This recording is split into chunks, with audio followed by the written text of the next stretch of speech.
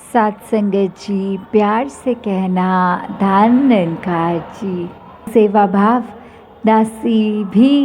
वहीं मैदानों में पिछले लगभग 1 डेढ़ महीने से जब जब भी जाने का अवसर मिलना तो हर कोई भक्ति के रंग में चूर चूर एक अपने हाथों से वो सेवा करके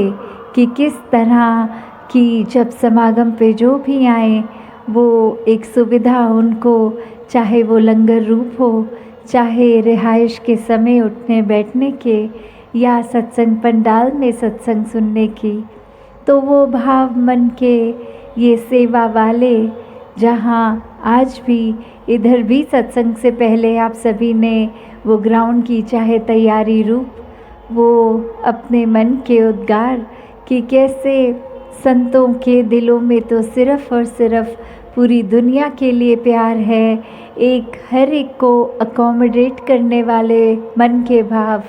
कि हर कोई सुविधा से इस मन में बसे। जब मन इतना विशाल हो जाता है कि बिना भेदभाव हर एक को अपने दिल में जगह दी जाती है, चाहे स्वभाव एक कैसे भी हों, पर संत तो हमेशा अपने दिल को इतना खुला करते हैं, इतना विशाल बनाते हैं कि पूरी दुनिया वो संतों के मन में बसती है।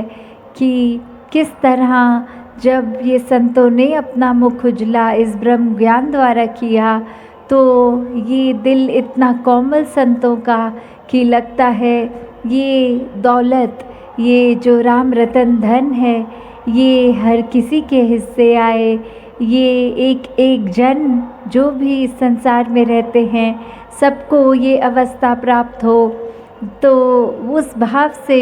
जब युक्त संत कहीं पे भी रहते हैं, कुछ भी कर रहे होते हैं, मन में वही भाव होता है, चाहे ऑफिसेस स्कूल कहीं भी हों, एक मन का यही भाव होता है कि अपने सहपाठक अपने कोलीग्स सभी को कोई ना कोई प्रेरणा दे के इधर जोड़ा जाए, एक संगत के प्रति निराकार के प्रति एक उनकी रुचि लाई जाए कि समझाकर कि जीवन तो जो मिला है वो श्वास से व्यर्थ ना हो। ये धन दौलत माया, ये रहने का घर, चाहे कुछ भी साधन है, उसका एक रूप जब तक सुखमयी बनाकर रखो तो ही वो शोभा का पात्र है, वरना तो ये धन काफ़ी दुरुपयोग में भी आ जाता है। ये एक बुद्धि तक हमारी किसी काम नहीं आती अगर उल्टी सोच में लग जाती है। तो कैसे संतों ने हमेशा से यही संदेश दिया है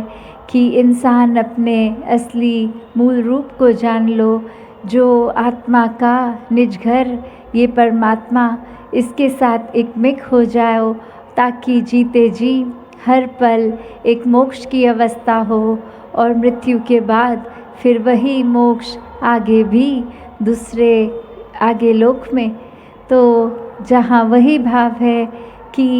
जब एक मानवीय गुण एक अभी भी सत्संग में जो हार्मनी की बात हो रही थी कि किस तरह हर कोई, चाहे उन्होंने उदाहरण वो एक इंस्ट्रूमेंट्स का दिया कि अगर एक अलग अलग अपने दिल से ये साज़ बजने लगे तो आवाज़ बहुत ही एक शोर हो जाएगा, और वहीं एक ही अगर ताल पे तर्ज पे ये बजे तो बहुत ही मधुरता कानों को सुनने को मिलती है। तो उसी प्रकार चाहे एक संसार में सभी के स्वभाव जैसे भी हों, जब मन का नाता इस परमात्मा, इस भगवान, इस दातार, इस निराकार से जुड़ता है तो मन एक ही ट्यून में बजते हैं। इसी की एक फिर गूंज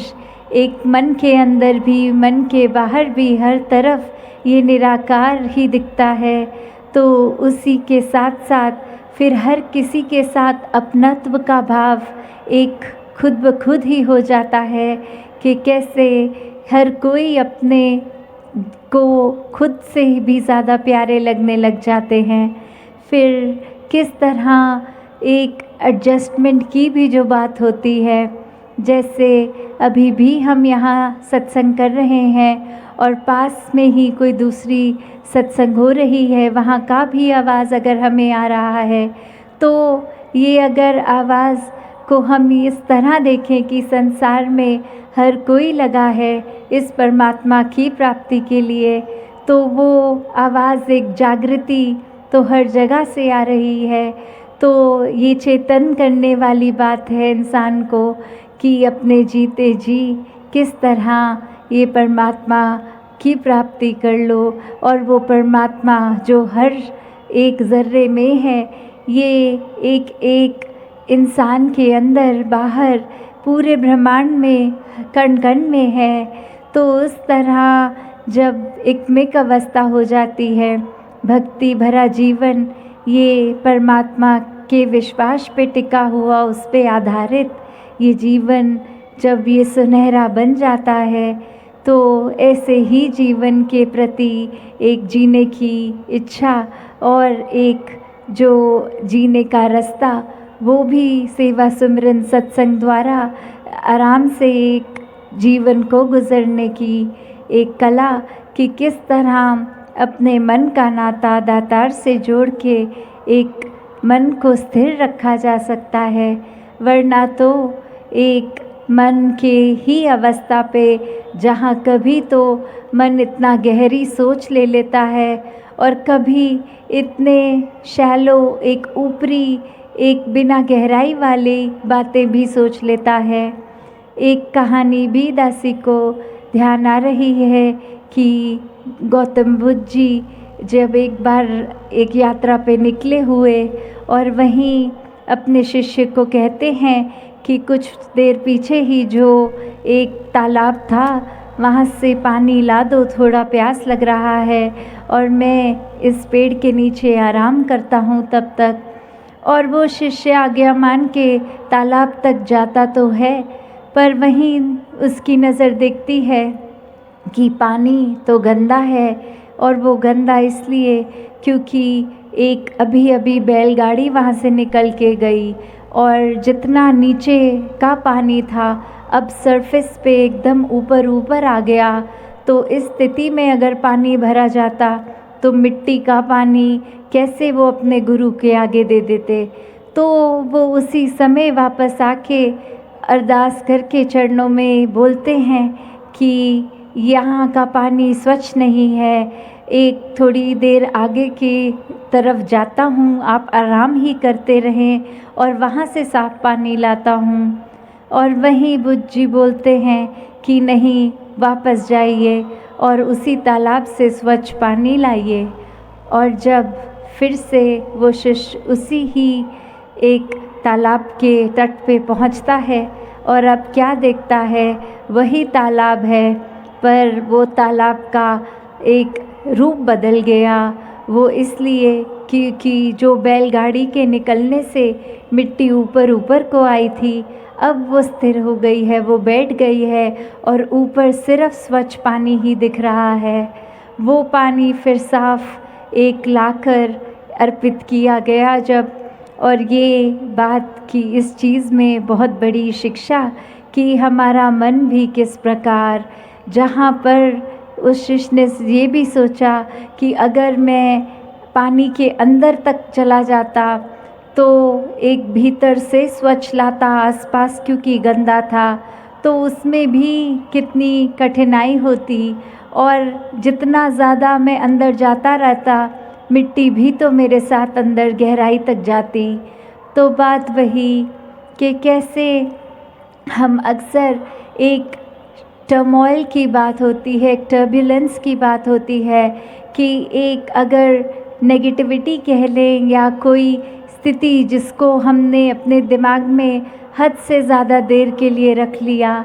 उसने तो अपना प्रभाव फिर वो मिट्टी की तरह रखना है, जो साफ़ पानी के अंदर डालते ही एक भूरा रंग हो जाना, वो पानी की जो प्रॉपर्टीज़ अपनी ट्रांसपेरेंट वो ना होनी।